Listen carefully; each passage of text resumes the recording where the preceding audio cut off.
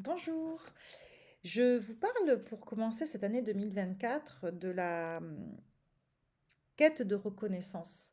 Chercher à être reconnu, c'est chercher à être reconnu dans son système de valeurs. Ça veut dire en gros, quelle valeur j'ai pour les autres? Qu'est-ce que je représente pour eux? Est-ce que je suis précieux, pas précieux? Où je me situe par rapport à cette notion de valeur? En gros, est-ce que je compte pour les autres? Et qu'est-ce que je représente? Dans la quête existentielle, il y a le gros morceau, c'est la capacité de se reconnaître à sa juste valeur, de voir ce que l'on vaut et surtout sa valeur ajoutée du coup. Et bien souvent, on cherche pour cela à être et à devenir extraordinaire. Ça veut dire qu'on cherche la rareté parce que tout ce qui est rare a de la valeur, on le sait, c'est bien connu. La spiritualité peut nourrir en grande partie euh, cet extraordinaire. On a l'impression souvent, bon, elle est très flatteuse, hein, la spiritualité, il y a beaucoup de flatterie, on va chercher le waouh, il y a beaucoup de waouh, et c'est pas une critique, c'est juste un constat. Et souvent, effectivement, on se sent merveilleux, on se sent beau, tout le monde se dit d'ailleurs beaucoup de compliments, parce qu'on voit la beauté, on voit la lumière, on voit chez les autres ce qu'ils sont, et c'est vrai que ça fait du bien, parce que c'est quelque chose qui est assez rare. Et du coup, ce milieu, ce domaine de la spiritualité va beaucoup nourrir effectivement la rareté, le waouh et l'extraordinaire. Et ça peut être une forme de dépendance aussi, juste pour ça. Attention, voilà, faut être vigilant, mais ça fait partie du chemin, ça fait partie de l'expérience, de toute façon, il n'y a pas d'erreur. Voilà, en tout cas, je voulais juste le signifier parce que quand on a besoin d'être reconnu et de se sentir exceptionnel, le domaine de l'invisible, le domaine du divin, ce domaine-là va forcément, qui dit invisible, qui dit rare, puisque bon, en général, c'est ce qu'on essaie de faire, hein, de se connecter à l'invisible, à l'âme, au divin. Et il y a des gens qui disent qu'ils y arrivent et d'autres pas. Bon, moi, je pense qu'on est connecté par défaut au divin, donc forcément, je vois rien d'exceptionnel là-dedans. Je pense que tout le monde l'est, tout le monde le vit, sauf qu'on n'en a pas forcément conscience. Donc c'est vrai que du coup, voilà, il peut y avoir pour moi des dérives de la spiritualité, pensant que ça devient finalement extraordinaire et rare de pouvoir se connecter au divin. Bon, c'est un parti pris, ça fait partie de... Voilà, chacun pense ce qu'il a envie de penser. Moi, je pense que ça nourrit beaucoup ce besoin d'être extraordinaire. Et du coup, pourquoi j'en parle? Parce que je pense qu'on passe à côté de notre extraordinaire en dévaluant et en banalisant l'ordinaire. C'est quoi l'ordinaire? Et c'est quoi l'extraordinaire? Euh, L'ordinaire, souvent, est associé à quelque chose qui est bateau, à la normalité, à la masse. On ne sort pas du lot et c'est souvent banalisé. Et qui dit banalisé, plus il y a de la masse, moins c'est rare, moins ça a de la valeur. Donc moins on est important, moins on est précieux. Bon, ouais, ok, je fais ça, mais bon, tout le monde le fait, quoi. Bon, la majorité, quoi. Donc il n'y a rien d'exceptionnel dans ce que je fais, quoi. Franchement, ouais, ok. C'est-à-dire que quand on va dire à une personne, mais regarde, tu arrives à faire ça, oui, mais bon, je ne suis pas la seule, hein, il y en a plein qui le font, donc il n'y a rien d'exceptionnel dans ce que je fais. Classique. Donc on cherche à être unique, on cherche à être seul à le faire, ou que ce soit très très rare. Euh, Aparté, nous sommes quand même tous uniques, par défaut. D'ailleurs, quand l'âme se réincarne, c'est prouvé parce que chaque ADN est unique. Donc on n'a pas besoin de tout faire pour être unique, pour être unique. C'est juste le rapport, le regard que nous portons sur l'unité et que nous portons sur la valeur. C'est la façon dont nous avons établi nos barèmes de valeur. Quand c'est de l'extraordinaire, forcément, de suite, quand on parle d'extraordinaire, souvent les personnes ont les yeux qui pétillent, la posture n'est pas la même d'ailleurs. Quand on va parler de banalité, ça va être comme ça, ouais, ouais, bon, ouais, ouais.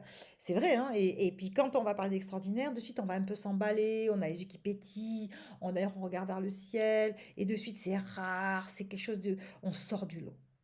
On n'est pas comme tout le monde. Donc ça nourrit le besoin d'unité et de différence et de valeur ajoutée et de waouh. C'est le waouh qu'on cherche. On cherche à créer du waouh.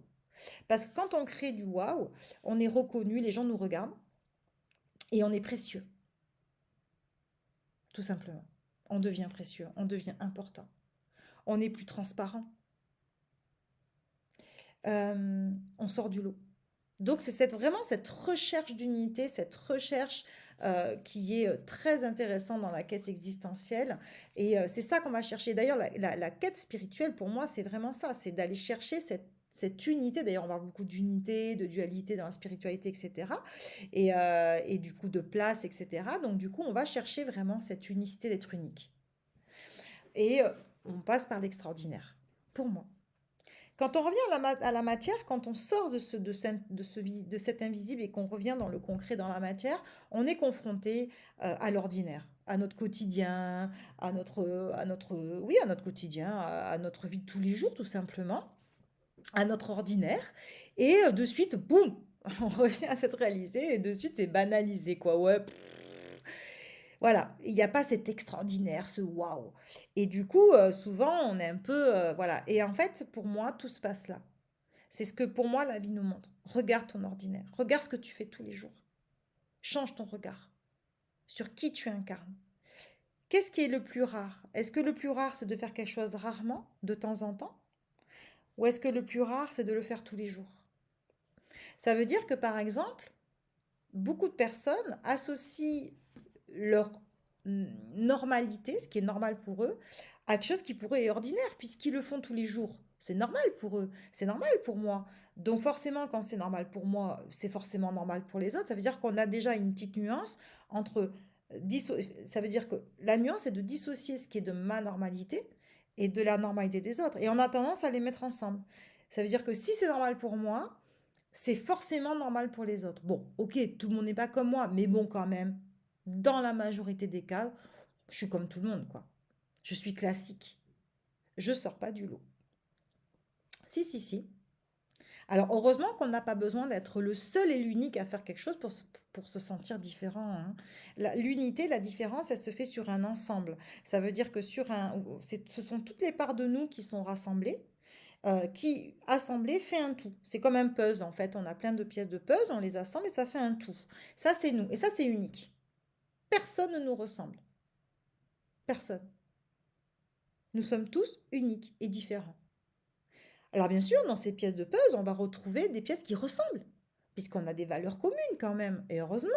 On a des différences aussi. Bon, il y a les écarts de conscience, les différences de conscience, etc., qui vont notamment expliquer les différences.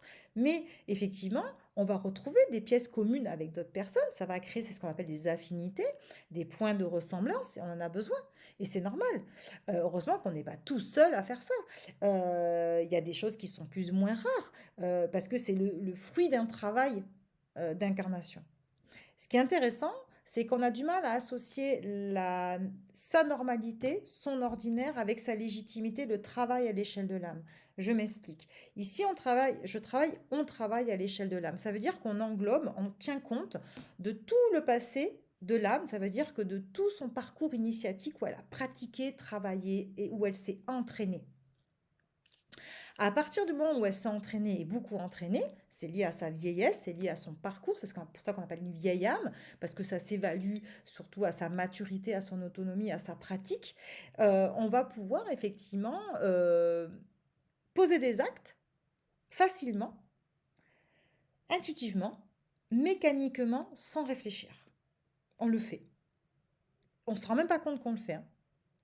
C'est ce qui prouve que c'est légitime et c'est le fruit d'un énorme travail. À partir du moment où on le fait sans se poser de questions et que c'est facile, on croit que c'est inné, et c'est vrai, mais inné pas dans le sens où j'ai claqué des doigts, je le fais naturellement, comme ça. Non, on, on oublie que c'est tout un travail d'entraînement que l'âme a dû par quoi elle est passée, on va dire, pendant ses incarnations passées. Donc forcément, donc à chaque fois qu'elle s'entraîne, qu'elle pratique quelque chose, ça rentre dans son bagage, ça rentre dans sa base de données, ça devient effectivement quelque chose de mécanique à force de travail, d'effort, et ça devient naturel. Ça veut dire que tout ce que l'âme pose facilement, naturellement, sans réfléchir, dans son quotidien de tous les jours, c'est ce qui est le plus extraordinaire, c'est le fruit de son travail, c'est le fruit de tout son passé d'incarnation. C'est grâce à ça qu'elle a acquis de la connaissance et qu'elle pose des actes qui aujourd'hui lui semblent tellement évidents qu'elle n'en voit pas la valeur, parce qu'elle ne se souvient pas de tous les efforts, de tout le parcours pour y arriver aujourd'hui. Et elle banalise du coup le résultat parce qu'elle ne se rappelle absolument pas de tout ce qu'elle a fourni comme travail pour y arriver. L'éveil spirituel, quand on dit que le voile se lève, c'est aussi pour se rappeler de ça, c'est pour travailler la légitimité de tout son système de valeurs. Donc c'est non plus d'aller chercher et de devenir, de vouloir être extraordinaire pour être reconnu, c'est de reconnaître dans tous les actes qui semblent tellement simples et évidents et naturels aujourd'hui, toute la valeur ajoutée de ces actes-là. C'est une vision totalement inversée du processus de reconnaissance de son système de valeurs. Voilà. Donc du coup, forcément, ça demande énormément d'observation. C'est le plus difficile à faire. D'arriver à mettre de la conscience sur ce que je fais facilement et naturellement tous les jours au quotidien. C'est là où il va y avoir de la valeur ajoutée. Et c'est là où on va pouvoir donner de la valeur. Parce qu'on banalise ce qui en fait très facilement, on banalise ce qui nous semble simple et évident, qui ne nous demande aucun effort. Alors qu'en fait, c'est parce qu'on le fait facilement, que ça ne nous demande pas ou plus d'efforts aujourd'hui, que ça prouve que pour y arriver aussi facilement, il a fallu beaucoup travailler et s'entraîner.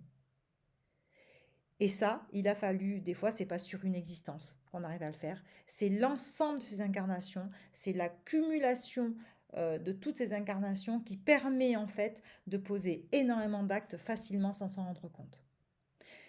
Là où on s'en rend le plus là où on s'en rend le plus compte, pardon, c'est quand on est face aux autres, quand on ne comprend pas pourquoi eux ils le font pas, tellement ça nous semble simple et évident.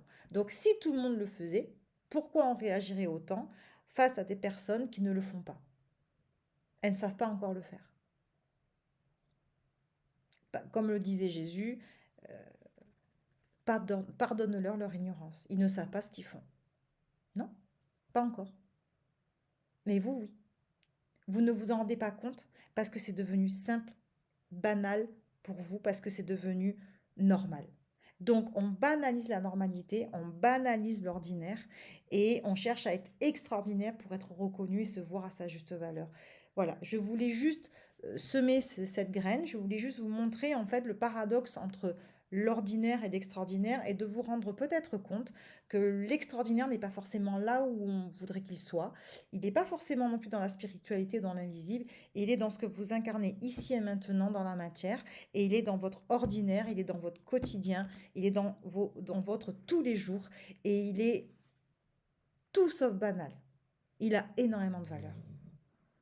Je vous souhaite de bien le regarder et de vous reconnaître à votre juste valeur. À bientôt!